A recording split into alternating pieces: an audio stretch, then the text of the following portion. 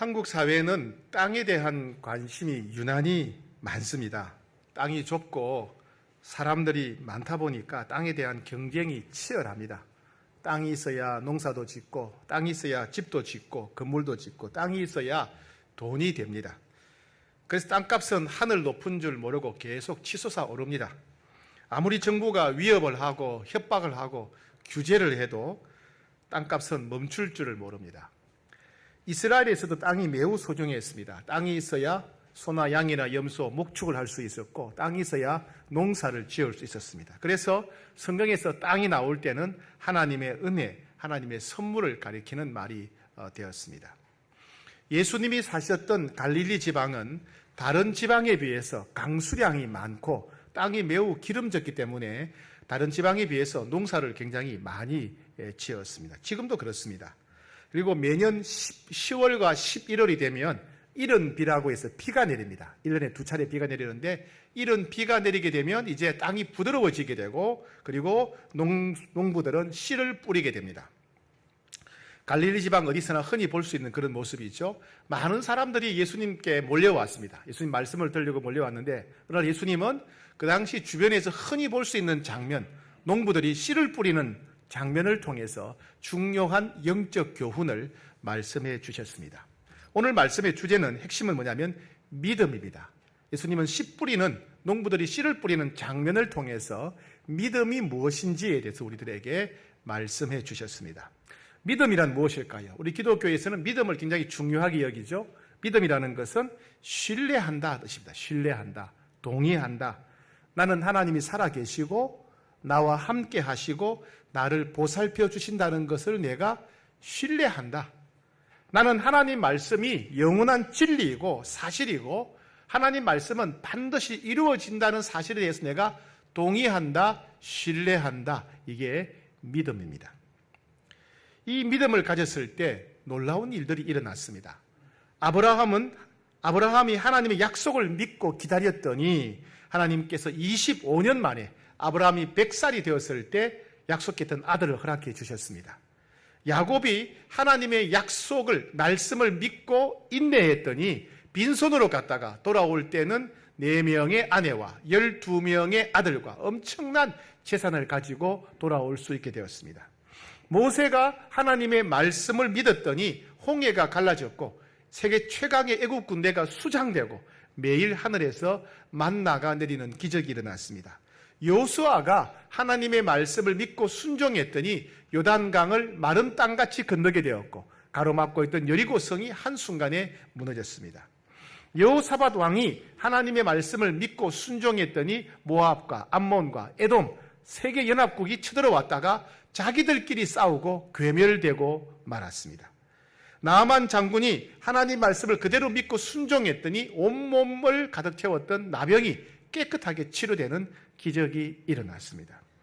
예수님은 병자들이 찾아올 때마다 그들에게 믿음이 있는지를 물어보셨습니다.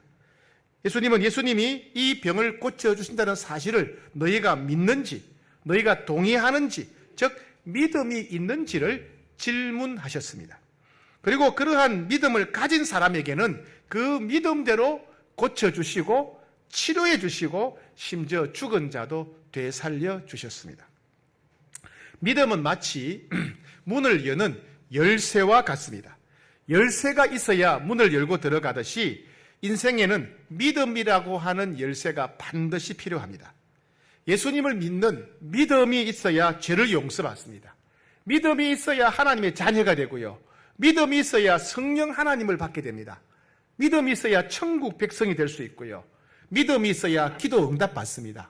믿음이 있어야 마음의 소원이 이루어집니다. 믿음이 있어야 병이 낫고요. 믿음이 있어야 문제가 해결됩니다. 믿음이 있어야 하나님의 손에 붙들려서 영광스럽고 존귀하게 쓰임받을 수가 있습니다. 믿음이 있어야 이 땅에서 하나님이 다스리시고 통치하시는 하나님 나라를 맛보고 경험하며 살 수 있습니다. 믿음이 있어야 천국을 바라보며 살 수 있습니다. 어떤 집 열쇠보다도 중요한 것은 믿음이라고 하는 열쇠입니다. 우리 인생에서 가장 중요한 열쇠는 믿음이라고 하는 열쇠입니다. 믿음이라고 해서 다 같은 믿음이 아닙니다. 큰 믿음일수록 큰 복을 받게 됩니다. 믿음이 성장할수록 더 큰 은혜를 누리게 됩니다. 여러분 이 사실을 잘 알고 계신지 제가 이제 한번 퀴즈를 한번 내볼까 합니다. 퀴즈 아시죠? OX 퀴즈예요. 제가 하는 말이 맞다고 생각하시면 동그라미 O 이렇게 하시고 제 말이 틀렸다고 하면 가위표 X 이렇게 하는 거예요. 자, 연습 한번 해보겠습니다. 자, 맞다고 하시면 어떻게 해야 되죠? 예, O 이렇게 내리시고 틀렸다 그러면 어떻게 돼요? X 가위표. 자, 아시겠죠? 예, 뭐 이상하게 이렇게 하면 안 됩니다. 이거 이렇게 안 돼요. 네. 자, 1번. 믿음은 나이가 들수록 저절로 성장한다. 오, X예요. 컨닝하는 분도 있어요. 딱 들어보고 X구나 이렇게 한 분 있어요. 2번. 잘 맞췄습니다. 믿음은 나이와 아무런 상관이 없다. 오, 예. 다 맞췄네요. 좋습니다. 3번. 교회 다닌 지 오래될수록 믿음은 저절로 자란다. 교회 다닌다고 안 되는 거예요? 그렇구나. 4번. 맞습니다. 믿음은 교회 다닌 연수와 아무 상관이 없다. 맞았네요. 다 맞았습니다. 네네. 그 다음에 5번입니다. 한 번 믿음은 영원한 믿음이다. 믿음은 사라지지도 않고 퇴보하지도 않는다. 이거 딱 가시네, 그냥. X입니다. 예. 마지막입니다, 마지막. 믿음은 계속 성장할 수 있고, 퇴보하여 사라질 수도 있다. 맞죠? O죠, 그죠? 다 100점이에요, 100점. 네. 100점이라고 제가 주보에 내겠습니다. 네. 그렇습니다. 믿음은요, 나이하고 상관이 없어요. 그죠? 나이가 든다고 해서 저절로 믿음이 성장하지 않습니다. 주변에 보니까 나이는 많은데 믿음이 좀 그런 분도 있잖아요. 그죠? 교회 오래 다녔다고 해서 저절로 믿음 갖는 거 아니에요. 저분은 교회를 오래 다녔는데 왜 이렇게 믿음이 없을 그런 분 계시잖아요. 그죠? 예. 그리고 믿음은 영원한 게 아니에요. 믿음은 계속 자랄 수 있고 퇴보할 수가 있어요. 그래서 예수님은 너희의 믿음이 계속 자라가야 된다. 너희 믿음이 계속 자라가야 된다. 키가 자라듯이 믿음이 자라가야 된다 말씀하셨어요. 에베소 4장 15절 사랑 안에서 참된 것을 하여 범사에 그에게까지 자랄지라. 그는 머리니 곧 그리스도라. 예, 장성한 분량이 이르도록 믿음이 계속 자라가야 된다. 주님은 왜 믿음이 자라가야 된다 말씀하셨냐 하면 믿음이 클수록 우리는 더 큰 은혜를 누리게 돼요. 예, 수도관이 클수록 더 많은 물이 흐르겠죠. 그죠? 상식이죠. 그죠? 수도관이 클수록 더 많은 물이 흐르듯이 믿음이 클수록 더 큰 은혜를 누리게 됩니다. 믿음이 자랄수록 더 큰 복을 누리게 되는 거예요. 예수님 약속하셨습니다. 고린도후서 10장 15절에 오직 너희 믿음이 자랄수록 더욱 풍성하여 지기를 바란다. 예. 믿음은 인생의 가장 중요한 열쇠입니다. 그럼 어떻게 해야 될까요? 어떻게 해야 믿음이 성장할 수 있을까요? 믿음이 성장할수록 복을 받고 큰 믿음일수록 큰 은혜를 누리는데 어떻게 해야 믿음이 성장할 수 있을까요? 또 믿음이 성장하지 않고 퇴보한다면 왜 퇴보할까요? 어떤 사람은 믿음이 퇴보하게 될까요? 오늘 이 두 가지 문제를 함께 생각해 보고자 합니다. 첫 번째, 믿음이 성장하지 않는 이유, 믿음이 퇴보하는 이유가 무엇일까요? 예수님은 사람들의 믿음이 성장하지 않는 이유를 농부가 씨를 뿌리는 모습을 예를 들어서 설명했습니다. 농부가 씨를 뿌리는데 어떤 씨는 밭 옆에 있는 길가에 뿌려지고 어떤 씨는 돌밭에 뿌려지고 어떤 씨는 가시나무 뜰기 밭에 뿌려지고 어떤 씨는 좋은 밭에 뿌려졌습니다. 이 씨는 농부가 뿌리는 씨는 하나님의 말씀을 상징합니다. 어디에 뿌리든지 간에 씨는 또 똑같아요. 하나님은 모든 사람들에게 골고루 차별하지 않고 하나님 말씀을 들려주십니다. 씨는 하나님 말씀을 상징합니다. 그 다음에 다양한 밭이 있죠. 길가와 같은 밭, 돌밭 같은 밭, 가시뜰기 밭, 좋은 밭. 이 밭은 사람들의 마음을 가리킵니다. 마음밭을 가리킵니다.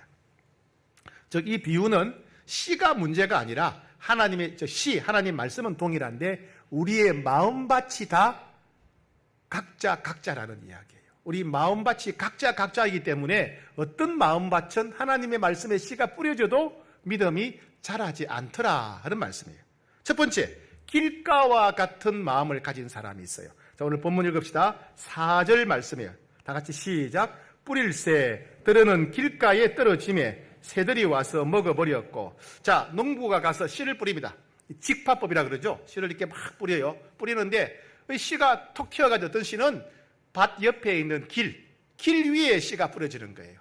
요즘은 아스팔트니까 콘크리트 이렇게 그런 게 없지만은 옛날에 여러분 우리 흙길 다닐 때 사람들이 많이 다니는 길은 뭐예요? 이게 길이 다져져 가지고 딱딱하지요. 그죠? 예, 사람들이 많이 다니는 길은 땅이 다져져서 딱딱합니다. 거기에는 씨앗이 뿌려지면 씨앗이 뿌리를 못 내려요. 흙이지만은 딱딱하니까. 그러다가 뿌리를 내리지 못하고 있다가 지나가는 새들이 옳거니 하고 그냥 주워 먹어버리는 거예요. 예, 그렇게 말합니다. 이와 같이 길가와 같은 마음을 가진 사람은 하나님의 말씀을 전혀 듣지 못하는 사람, 깨닫지 못하는 사람을 가리킵니다. 15절에 예수님이 이렇게 설명하셨어요. 15절 시작. 말씀이 길가에 뿌려졌다는 것은 이들을 가리킴이니 곧 말씀을 들었을 때에 사탄이 적시 와서 그들에게 뿌려진 말씀을 빼앗는 것이요. 예, 사람들이 많이 다녀서 딱딱해진 길, 다져진 길 위에 씨앗이 떨어졌지만은 전혀 뿌리를 내리지 못합니다. 말씀의 씨앗이 뿌리를 내릴 수 없도록 길이 딱딱하다, 사람들의 마음이 딱딱하다, 마음이 딱딱한 사람들을 가리킵니다. 어떤 사람들일까요? 어떤 사람들이 말씀의 씨앗이 뿌리를 내리지 못하도록 마음이 딱딱한 사람일까요? 예를 들면 예배 시간에 앉아 있는데 머릿속에는 축구를 생각해요. 축구. 그때 브라질하고 할 때 이렇게 저렇게 했어야 되는데, 어떤 분은 머릿속에 드라마 재방송을 보고 있어요.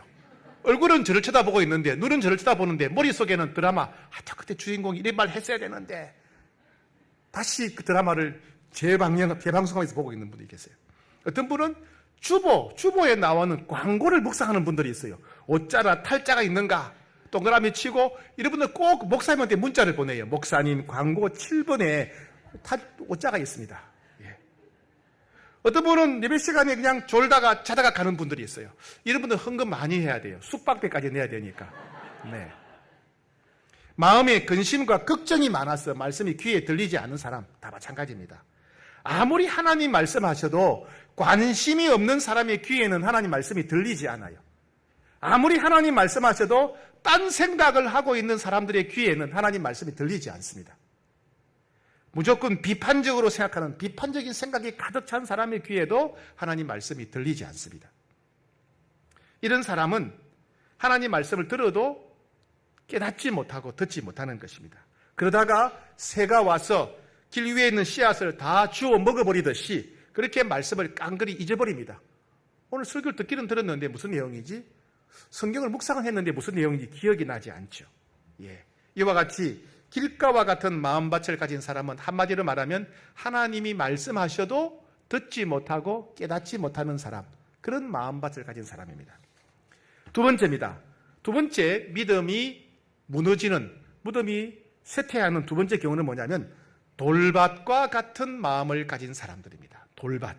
자, 오늘 본문 5절 6절입니다. 시작. 들으는 흙이 얇은 돌밭에 떨어짐에 흙이 깊지 아니하므로 곧 싹이 나오나 해가 돋은 후에 타서 뿌리가 없으므로 말랐고. 바닥에 바위가 있어요. 여러분 시골에서 농사 짓다 보면 밑에 바위가 있는 그런 경우가 있죠. 큰 바위가 있고 바위 위에 얇은 흙이 있어요. 얇은 흙이. 거기에 씨앗이 뿌려집니다.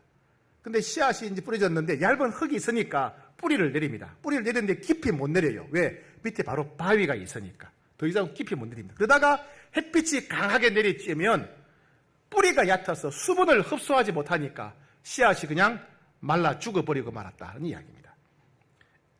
이런 사람은 돌밭과 같은 마음을 가진 사람은 인생의 환난, 고난, 시련이 올 때 믿음이 무너지는 사람들입니다. 오늘 본문 17절 시작. 그 속에 뿌리가 없어 잠깐 견디다가 말씀으로 인하여 환난이나 박해가 일어나는 때에는 곧 넘어지는 자요. 처음 말씀을 받았을 때는 좋아하지요. 기뻐합니다. 그러다가 핍박이나 고난이나 시련이 오면 믿음이 흔들립니다. 경제적인 어려움이 찾아온다든지 실직을 한다든지 혹은 불인한다든지 심각한 질병이 발생한다든지 보이스 피싱을 당하게 된다든지 이런 일을 당하게 되면 그냥 믿음이 흔들리는 거예요. 아니 내가 하나님 믿는데도 이런 일이 일어나네? 하나님이 진짜 살아계시나? 하나님이 나를 도와주시나? 의심이 들기 시작합니다. 그러면서 하나님이 이렇게 나를 도와주지 않는데 예배 드리면 뭐하나? 성경 읽으면 뭐하나? 기도하면 뭐하나? 하나님 믿지 않고 차라리 내 혼자 내 힘으로 살아야 되겠다 결심하게 됩니다. 인생의 시련과 고난이 찾아오면 믿음이 무너지는 사람, 이런 사람이 바로 돌밭과 같은 마음을 가진 사람입니다. 오늘 우리 삼보 예배에 참석한 분 중에는 이런 분들이 한 분도 없으리라고 저는 믿습니다. 왜냐하면 그분들은 지금 입을 뒤집어 쓰고 울고 있을 것이기 때문에 그렇습니다. 예. 세 번째 믿음이 쇠퇴하는 세 번째 경우는 뭐냐면 가시뜰기 밭과 같은 마음을 가진 사람들입니다. 자, 오늘 본문 7절입니다. 7절 시작. 들으는 가시뜰기에 떨어짐에 가시가 자라 기운을 막음으로 결실하지 못하였고, 어떤 씨는 가시뜰기 나무가 많은 밭에 떨어졌습니다. 처음에는 나름 씨앗이라고 뿌리를 내립니다. 자라려고 합니다. 자라려고 하다 보니까 위에 가시뜰기 나무가 많다 보니까 햇빛이 비치지 않는 거예요. 그리고 수분 양분을 빨아들이려고 하다 보니까 이 가시뜰기 나무가 다 수분 양분을 다 빨아들여 먹어버립니다. 마치 소나무 아래는 잡초가 자라지 않듯이 가시뜰기 주변에는 싹이 자라지 못하게 됩니다. 이런 사람은 어떤 사람일까요? 가시뜰기 밭과 같은 마음밭을 가진 사람은 염려와 유혹에 시달리는 사람입니다. 자, 오늘 본문 19절입니다. 시작. 세상의 염려와 재물의 유혹과 기타 욕심이 들어와 말씀을 막아 결실하지 못하게 하는 자요. 가시뜰기 밭과 같은 마음을 가진 사람은 처음에는 하나님 말씀을 듣고 매우 기뻐합니다. 야, 이게 진리구나. 이게 길이구나. 야, 이렇게 살면 되겠다. 이렇게 살면 행복하겠다. 때로는 눈물도 흘리고 때로는 큰 소리로 찬송도 부르고 춤도 추고 좋아합니다. 그러다가 유혹이 찾아오면 그만 믿음이 흔들리게 됩니다. 오늘 주일인데, 오늘 날씨도 좋은데 야외로 소풍 가자. 아이고, 동해로 회 먹으러 가자. 서해로 낚시 가자. 아이고, 우리도 남들처럼 동남아로 유럽으로 해외여행 가자. 그리스도인들도 세상 사람들과 어울리기 위해서는 술도 좀 마셔야 돼. 예수님도 포도주를 만드셨는데 하면서 사람들과 어울려 한 잔, 두 잔 마시다 보니까 한 잔, 두 잔이 어느새 한 병, 두 병, 한 말, 두 말 돼버립니다. 월급 받는 것만으로는 도무지 돈이 모일 것 같지 않습니다. 노력하지 않고 쉽게 돈을 모을 수 있는 길을 찾다 보니까 남들이 많이 쫓아가는 주식에 빠집니다. 가진 돈을 다 쏟아붓고 빌려서 끌어와서 쏟아붓습니다. 또 어떤 사람들은 경마, 경륜, 경정에 빠지고 인터넷 각종 도박에 빠지는 사람들이 있습니다. 도박은 자신도 모르는 사이에 빨려 들어가기가 쉽습니다. 도박은 한번 빠지게 되면 평생 죽을 때까지 빠져나오지 못합니다. 때로는 직장에서, 때로는 취미가 같은 동호회에서, 동창회에서 함께 있으면 마음도 편하고 외로움도 달랠 겸 이 사람 저 사람 어울리다 보면 부부관계를 넘어서는 불륜이 되고 가정이 깨지고 믿음도 깨지게 됩니다. 이런 분들이 자주 부르는 노래가 있어요. 안 되는 줄 알면서 왜 그랬을까? 예. 노래 아세요? 네. 오늘 예배에 참석한 분 중에는 아마 이런 분들이 한 분도 없을 겁니다. 이분들은 지금 낚시터에 있거나 제주도에 있을 거예요. 예. 네 번째입니다. 네 번째. 이건 좋은 케이스죠. 믿음이 성장하는 경우 좋은 땅과 같은 마음을 가진 사람입니다. 8절 시작. 들어는 좋은 땅에 떨어짐에 자라 무성하게 결실하였으나 30배나 60배나 100배가 되었느니라 하시고. 예. 좋은 땅은 지나치게 딱딱하거나 돌밭이거나 다른 나무가 가득 찬 땅이 아닙니다. 좋은 땅은 수분과 양분이 많은 땅입니다. 햇빛이 잘 드는 땅입니다. 좋은 땅에 뿌려진 씨는 뿌리를 내리고 때에 맞게 자라서 30배, 60배, 100배로 결실하는 땅이다 겁니다. 좋은 땅과 같은 마음밭을 가진 사람은 어떤 사람이겠습니까? 오늘 본문 20절입니다. 시작.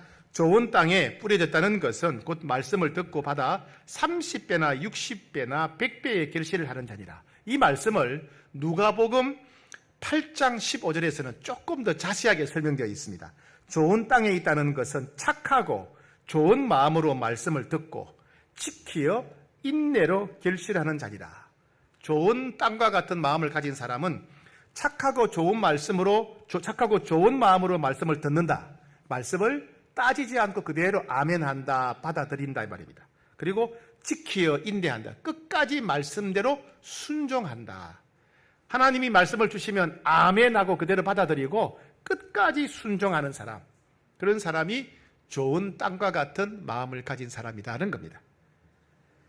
즉 하나님 말씀하실 때 깨어서 잘 듣고 고난과 시련이 와도 인내하고 각종 유혹이 와도 말씀이 삶의 원칙과 기준이 되어서 말씀을 떠나지 않고 끝까지 말씀대로 순종해서 결국 큰 은혜와 복을 받는 사람입니다. 그 말씀이 용서에 관한 말씀이라면 모든 죄를 용서받고 하나님의 자녀가 되고 천국 백성이 됩니다.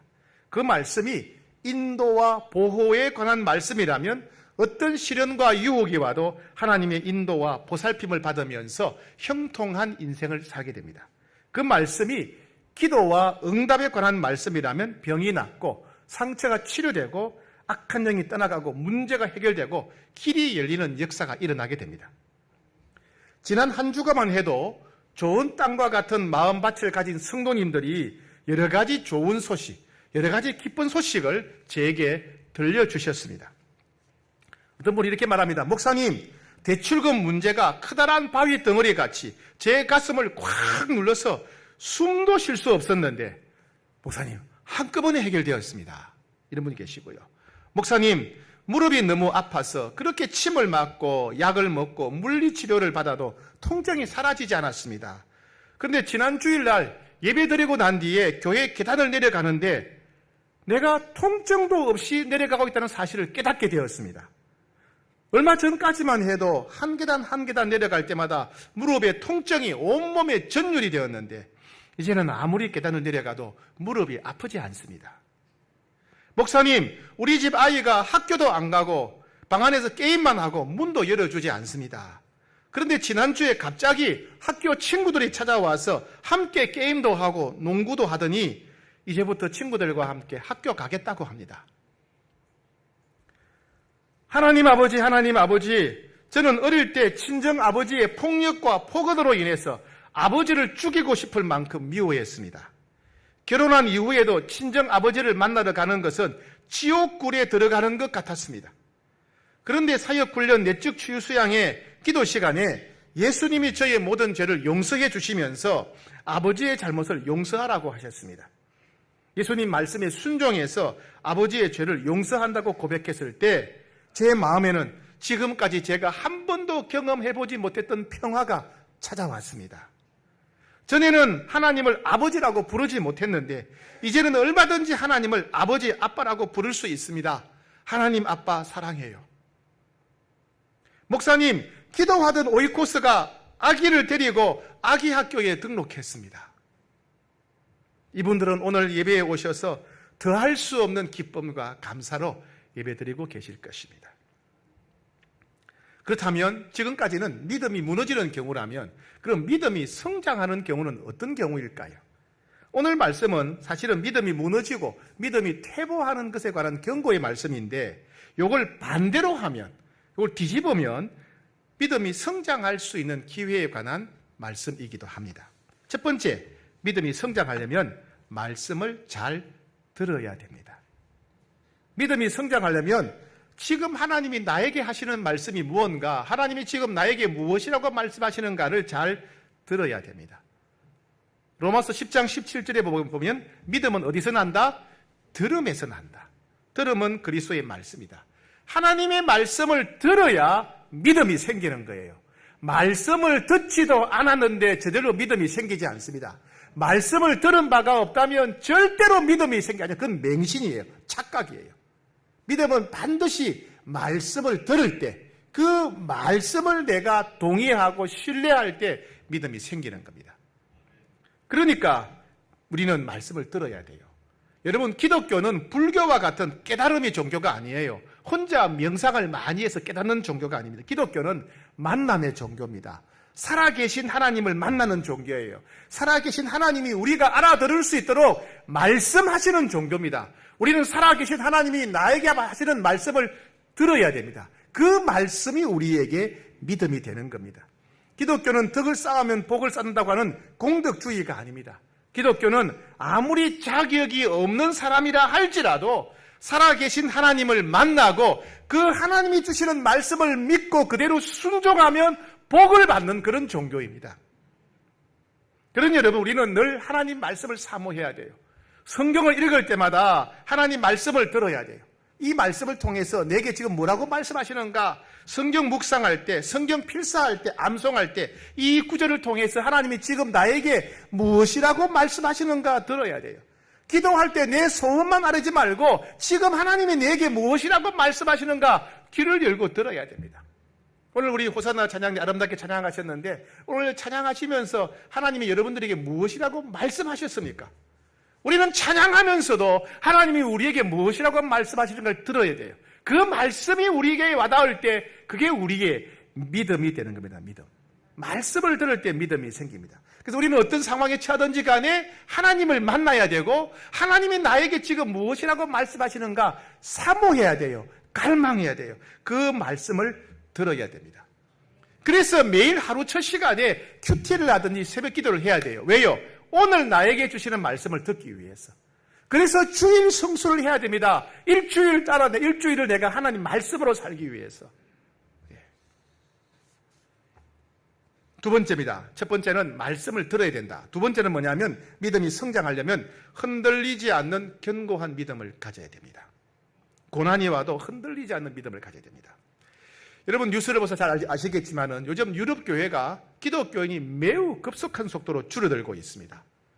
교회 규모는 큰데 막상 문 열고 들어가 보면 할머니, 할아버지들 20명, 30명 모이는 경우도 있고 심지어 교회를 운영을 못해서 교회가 너무 크니까 운영을 못해서 교회를 팔아버립니다. 그래서 교회가 술집이 되고 카페가 되고 식당이 되고 박물관 되는 그런 경우도 있습니다. 국민 소득이 높은 국가일수록 사회보장제도가 복지정책이 잘 갖춰진 나라일수록 기독교 인구가 급속도로 준답니다. 일반적으로 사람들이요 안전하다, 편안하다, 걱정, 스트레스가 없다고 생각할수록 종교를 찾지 않는답니다. 무관심해진다는 거예요. 그런데 프랑스나 독일이나 영국과 같은 유럽 국가에서도 최근 급속도로 부흥의 역사가 일어나고 있는 교회가 있답니다. 거기는 어떤 교회냐면 주로 아프리카나 아시아에서 온 난민들이 다니는 교회입니다. 그들은 자기 나라에서 예수 믿는다는 이유로 엄청난 핍박과 박해를 받았던 사람들입니다. 그들은 종교적 핍박, 박해를 피해서 탈출을 합니다. 죽을 고비를 수없이 넘겨서 겨우겨우 유럽에 정착합니다. 그들은 얼마나 하나님을 사랑하는지, 그들의 믿음이 얼마나 큰 믿음인지, 얼마나 뜨겁게 찬송하고 기도하는지 이 주변에 있는 잠자던 유럽의 교회들이 깨어날 정도라고 합니다. 이런 것을 보게 되면 고난은 처음에는 시련이죠. 고난은 인생의 위기에 틀림없습니다. 그런데 이 고난을 잘 이기게 되면 결국 우리의 믿음이 더욱 자라게 되고 더 큰 은혜를 누리게 된다는 사실입니다. 이것을 깨달았던 시편 기자는 이렇게 말합니다. 시편 119편 71절에 고난당한 것이 내게 유익이라. 고난당한 것이 내게 유익이라.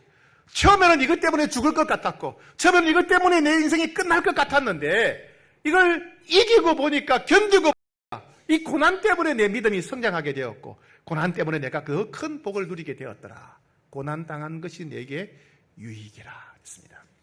그런 여러분, 지금 여러분들 어떤 시련을 당하고 있습니까? 여러분 지금 가정에서 어떤 어려움을 겪고 있습니까? 직장에서 어떤 고통을 겪고 있습니까? 잘 이겨내셔야 됩니다.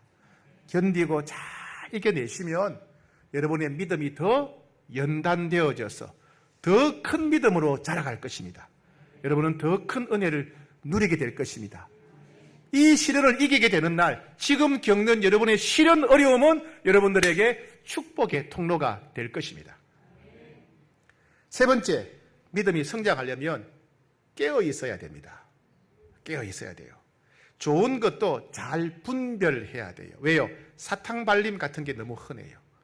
여러분, 마귀가 아담과 하와를 유혹할 때 어떻게 했습니까? 마귀가 엄청나게 무서운 모습을 하면서 야, 너 선악과 안 따면 죽어? 죽을래? 먹을래? 이렇게 했습니까? 아니죠, 그죠? 야, 아담아, 하와야, 이 선악과 봐라. 이거 얼마나 맛있겠냐? 이거 먹으면 너무 맛있다. 이거 먹으면 너무 행복할 거야. 이거 너 먹을 수 있어. 자유야. 이거 먹어도 돼. 괜찮아. 이 맛있는 거 빨리 봐. 이렇게 한 거 아닙니까? 그죠? 마귀가 이렇게도 유혹합니다. 여러분, 성령님은 우리에게 오셔서 고난당하는 우리 마음에 평안을 주시고, 그죠? 또 우리가 외로울 때 마음에 기쁨도 주시고, 다른 사람을 용서할 수 있는 마음, 다른 사람을 사랑할 수 있는 마음, 나누는 마음, 성경 말씀이 기억나게 하시고 진리가 기억나게 하시고, 이게 성령이 하시는 역할이에요. 근데 마귀는 반대로 합니다. 어떻게? 우리 마음에 음란한 마음을 넣어주고, 시기 질투하는 마음을 넣어주고, 남들을 미워하는 마음, 분노하는 마음, 잘못된 사상을 머릿속에 넣어줘요. 이 마귀가 하는 일이에요. 마귀는 하게 우리를 괴롭혀요. 마귀가 우리를 괴롭힐 때, 공격할 때 사용하는 전략은 크게 세 가지입니다. 크게 세 가지. 첫 번째는 뭐냐면 혼미케 하는 영, 혼미케 하는 영으로 우리를 공격합니다. 고린도후서 4장 4절에 보니까 그 중에 이 세상의 신이 믿지 아니하는 자들의 마음을 혼미케 하여 그리스도의 영광의 광채가 비치지 못하게 한다. 사람들이 예수님을 알아보지 못하도록, 사람들이 하나님 말씀을 깨닫지 못하도록 혼미케 한다. 즉 우리의 감각을 무감각하게 만들고 무관심하게 만든다는 거예요. 길가에 뿌리는 씨와 같이. 예, 우리를 무감각하게, 우리를 무관심하게 만들어요. 말씀을 듣는데 관심이 없게 만들어요. 말씀을 듣는데 사람이 멍해지게 만드는 거예요. 딴 생각하게 만드는 거예요. 이게 혼미케 하는 영의 공격입니다. 두 번째, 우는 사자같이 우리를 공격할 때가 있어요. 우는 사자같이. 베드로전서 5장 8절에 근신하라 깨어라 대적 너희 마귀가 우는 사자같이 두루삼키며 삼킬 자를 찾는다. 사자가 왜 웁니까? 소나 양이나 염소를 잡아먹으려고 으르르렁거리는 거예요. 이게 뭐죠? 박해, 시련, 고난. 마귀가 우리 믿음을 흔들어 놓으려고 박해나 시련이나 고난을 통해서 우리를 공격한다는 겁니다. 사람은 박해를 당하고 시련 당하게 되면 믿음이 흔들리기 때문에. 세 번째는 뭐냐면 광명한 천사같이 우리를 공격합니다. 고린도후서 11장 14절, 이것은 이상한 일이 아니라 사탄도 자기를 광명의 천사로 가장하나니. 예, 아담과 하와를 유혹했던 마귀가 바로 광명한 천사예요. 이거 좋은 거야. 이 정도는 해도 괜찮아. 이거 하면 몸이 좋아질 거야. 이거 하면 예뻐질 거야. 이거 하면 행복해질 거야. 이건 자유야. 이건 마음대로 선택할 수 있어. 이렇게 우리를 유혹하고 정욕의 노예가 되게 만드는 거예요. 이와 같이 마귀는 세 가지입니다. 하나는 뭐냐면 혼미케 하는 영, 무감각, 무관심을 공격하고, 두 번째 우는 사자같이 시련과 고난을 통해 공격하고, 세 번째 광명한 천사같이 유혹과 정욕을 통해서 우리를 공격하는, 마귀의 세 가지 방법을 사용해요. 마귀의 전략. 우리가 믿음이 성장하려면 하면 마귀가 우리를 어떻게 공격하는가, 지금 마귀가 나를 지금 어떻게 공격하고 있다, 이걸 잘 간파해야 돼요. 간파해야 돼요. 마귀가 어떻게 나를 지금 공격하는가를 간파하게 되면 넉넉히 이길 수가 있습니다. 알지 못하고 당하니까, 넘어가니까 그냥 믿음이 흔들리는 겁니다. 여러분 깨어 있으셔야 됩니다. 깨어 있어야 됩니다. 마귀의 공격을 잘 분별하게 되기를 축복합니다. 마지막에 우리가 좋은 밭이 되려면, 믿음이 성장하려면 끝까지 믿고 순종해야 됩니다. 말씀대로 살아가려고 하다 보면 억울한 일을 당할 수 있고 손해볼 수 있고 또 미래에 대한 대책이 없을 수가 있고 사람들이 손가락질 할 수 있습니다. 우리는 그때도 버텨야 됩니다. 그죠? 시련이 와도 하나님이 내게 주신 말씀 붙잡고 끝까지 인내해야 그게 믿음의 성장이 됩니다. 여러분, 세상 우주 만물을 만드신 하나님 말씀을 내 마음에 새기고 내가 그 말씀 붙잡고 살아가다면 얼마나 놀라운 일이 일어날까요? 예수님 말씀만으로 바람과 파도를 잔잔케 하셨어요. 예수님 말씀만으로 죽은 자를 살리셨어요. 바람과 파도를 잔잔케 하신 그 말씀, 죽은 자를 살리신 그 말씀을 내가 마음에 새기고 살아간다면 내 삶에 어떤 놀라운 일이 일어나겠습니까? 예수님은 최소한 30배, 60배, 100배라 그랬어요. 최소한. 그런데 자연을 보세요. 더 놀라워요. 여러분 믿죠? 매주 콩 하나를 땅에 심으면 콩나무가 나요. 콩나물이 아니고 콩나무가 나요. 그죠? 콩나무가 나면, 옛날에 논두렁, 밭두렁에 콩나무 심었죠. 그죠? 콩나무가 나면 그 한 그루에 콩이 몇 개 생깁니까? 보통, 50개에서 70개 생긴답니다.